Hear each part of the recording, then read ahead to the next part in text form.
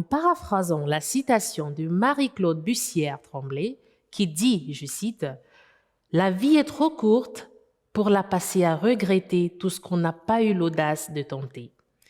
L'auteur Aziz Soltani parcourt dans son ouvrage intitulé L'audace de vivre les phases les plus transformantes de sa vie et de sa carrière professionnelle.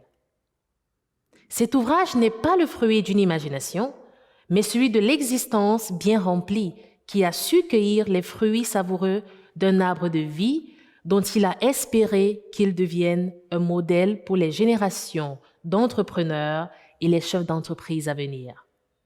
Pour en savoir plus, nous accueillons ce jour Aziz Soltani. Bonjour Aziz, comment vous allez? Bonjour, je vais très bien, merci. Merci et merci de m'accueillir. Déjà, avant de parler de l'œuvre L'audace de vivre, nous aimerions bien savoir comment est né, je sais pas si c'est une passion pour l'écriture ou alors y a-t-il eu un déclic? Comment vous êtes lancé, dans l'écriture? Alors, j'avais une passion pour la lecture, pas pour l'écriture. L'écriture est venue suite à une succession d'événements qui m'ont fait chuter, en fait.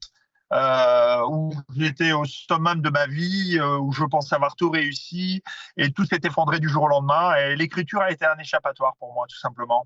Je me suis mis à écrire et ça m'a fait du bien, ça m'a fait une sorte de thérapie, tout simplement. D'accord. Alors maintenant, nous attaquons, l'œuvre en question, L'audace de vivre. C'est quoi l'audace de vivre? Pourquoi avoir décidé d'écrire L'audace de vivre? De quoi s'agit-il?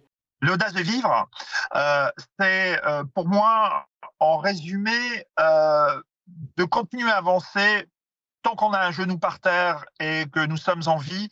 Il faut garder cet optimisme, cette envie de vivre. Moi, j'ai des origines modestes et j'ai voulu aller très loin. Et je me dis que chaque matin en me réveillant, tant que je suis en vie, je peux continuer et et vivre ce que je veux vivre vraiment. Et faire de mes rêves des projets, tout simplement.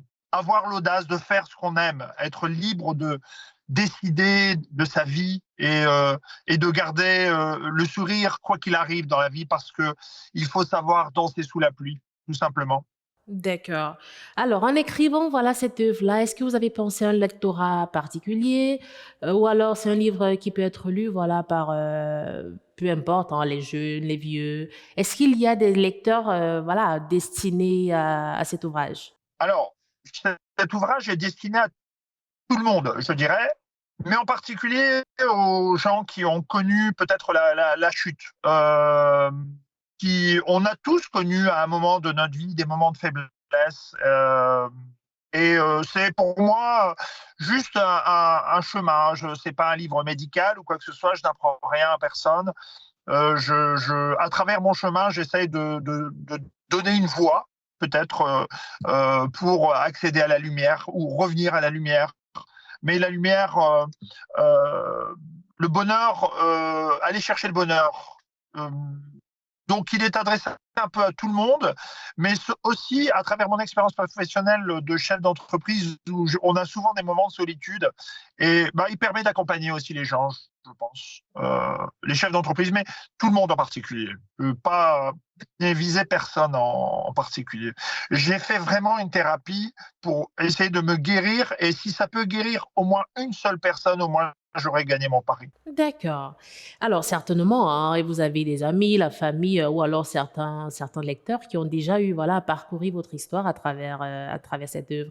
Est-ce qu'il y a eu des retours? Si oui, quels étaient ces retours-là? Comment ils ont réagi? Alors, au niveau de la famille, bien, parce que ça permet de laisser une trace déjà à mes enfants. Mes enfants ont lu ça avec plaisir. Les amis ont été surpris que j'écrive un livre. Euh, Ils ont été surpris parce que je suis un homme qui est très occupé et ils m'ont dit comment tu as trouvé le temps d'écrire.